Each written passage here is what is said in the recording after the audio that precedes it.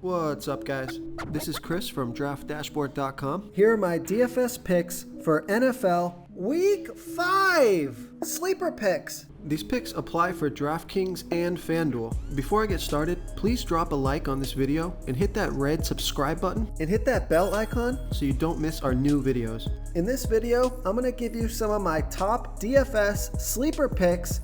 Super low priced and low ownership players that could crush value this week and give your lineup an advantage over the field.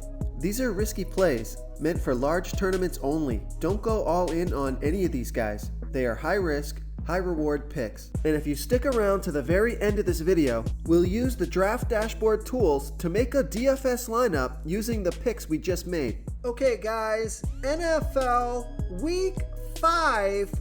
Let's take a look at the quarterback position. So my sleeper pick for Week 5 at the quarterback position is Jared Goff from the Detroit Lions, playing the New England Patriots, who have a middle-of-the-pack defense overall, and they give up the 8th most fantasy points to opposing quarterbacks. Jared Goff has averaged 23.7 fantasy points per game on the season, getting an average of 1.8 rush attempts per game. He's only going to be about 2% owned, projected at 17.5 fantasy points here in Week 5. He's 6,100 DraftKings salary, 1,900 more on FanDuel. Vegas thinks there's going to be 45.5 points scored in this game, with the Lions trailing by 3. Jared Goff has scored 37, 15, and 26 fantasy points in the last 3 games. He's got a great matchup here versus the Patriots, so I like Jared Goff here versus the New England Patriots. Okay, let's take a look at the running back position. Now, he's not really a sleeper pick, but I just wanted to bring him up here. Nick Chubb at only 5% ownership is way too low, guys. He's got a fantastic matchup here versus the Chargers, so don't sleep on Nick Chubb here this week. But if we're going to look for an actual sleeper pick, someone that's going to go way under the radar here, take a look at Antonio Gibson from the Washington Commanders, playing the Tennessee Titans, who have the 4th worst defense overall. They're middle of the pack defending opposing running backs. Antonio Gibson has averaged 13.1 fantasy points per game on the season, getting an average of 13.3 rush attempts per game and 4 pass targets per game. So that's pretty decent volume.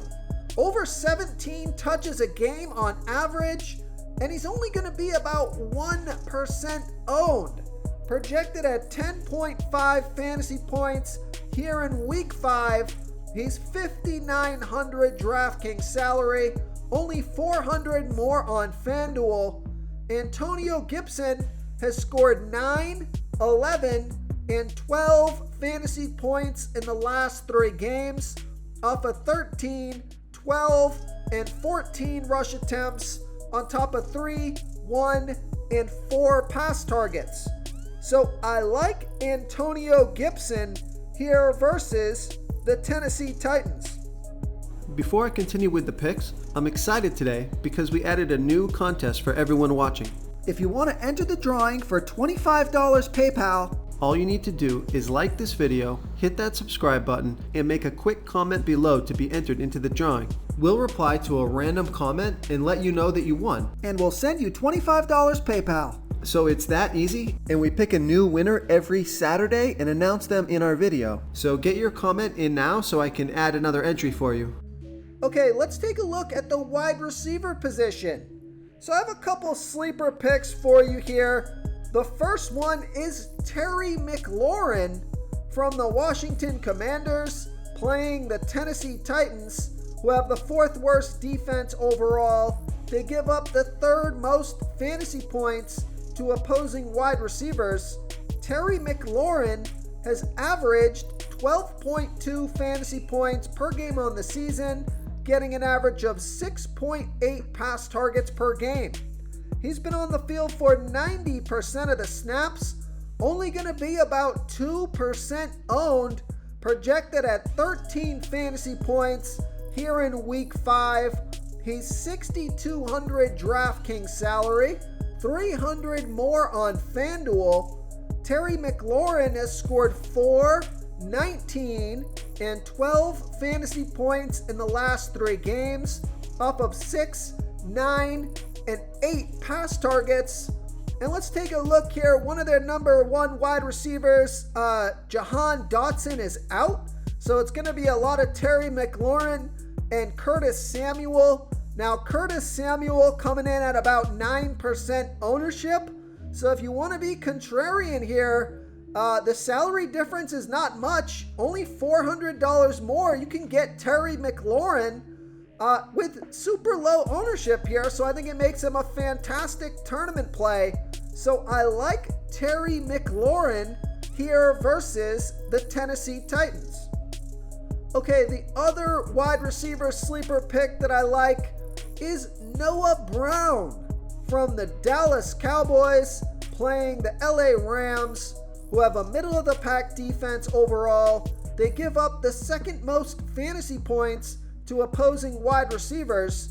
Real quick, guys, I got great news. For a limited time, we're offering a full 30-day trial to Draft Dashboard. You can try all the tools for NFL. NBA is right around the corner. This is a great time to get in and try everything for 1 month. The tools are all about saving research time. You can see the last 3 games, the fantasy points per game, the targets they got per game, so you can see how involved they are in the offense, the rushes they got per game. Seeing all this stuff on one screen helps you save time and make better picks. Oh, and if you're tired of doing research every day, we just added a cheat sheet that shows hand-picked plays for the slate. No confusing stat lines, no headaches, just a simple cheat sheet that shows the absolute best players for your lineups. Noah Brown has averaged 12.9 fantasy points per game on the season, getting an average of 6.8 pass targets per game. He's been on the field for 83% of the snaps, only going to be about 1% owned, projected at 8.8 fantasy points here in week 5. He's 4,900 DraftKings salary, 500 more on FanDuel.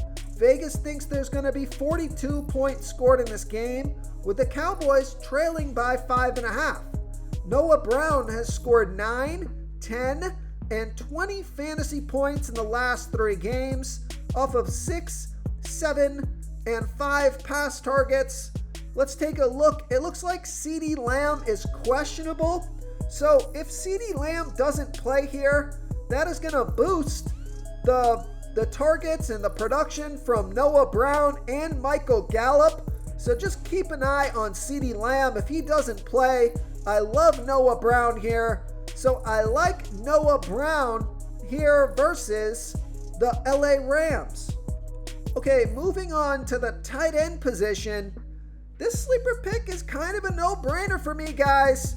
Take a look at George Kittle from the San Francisco 49ers, playing the Carolina Panthers, who have a middle-of-the-pack defense overall. They're middle-of-the-pack defending opposing tight ends. Now, George Kittle, he's only played 2 games so far this season. He scored 4 and 7 fantasy points off of 4 and 5 pass targets. But now, this is his 3rd game back, so I'm expecting those pass targets and that production to go up. And he's only going to be about 2% owned, projected at 11.5 fantasy points here in week 5. And he's still only 5,200 DraftKings salary, 1,300 more on FanDuel. Vegas thinks there's going to be 39.5 points scored in this game, with the 49ers favored by 6.5. So I think this is a good buy low opportunity. A guy we know has monster upside at super low ownership. So I like George Kittle here versus the Carolina Panthers. If you want to try all these daily fantasy tools for yourself, click the link in the description below this video or just go to draftdashboard.com. You can use our DFS lineup optimizer to build quality lineups using our picks and your own custom player pool. Click the link in the description below this video and try all these daily fantasy tools right now. Thanks so much for watching. Oh, and don't forget to subscribe to this channel and hit that bell icon so you can get instant updates whenever we post a new video. Thank you so much for watching, everyone. If you enjoyed this video, please smickety smash that like button and subscribe to the channel if you haven't already. Oh, and please comment below with your favorite player for this NFL slate. I love to hear what you guys have to think. Thanks again and good luck.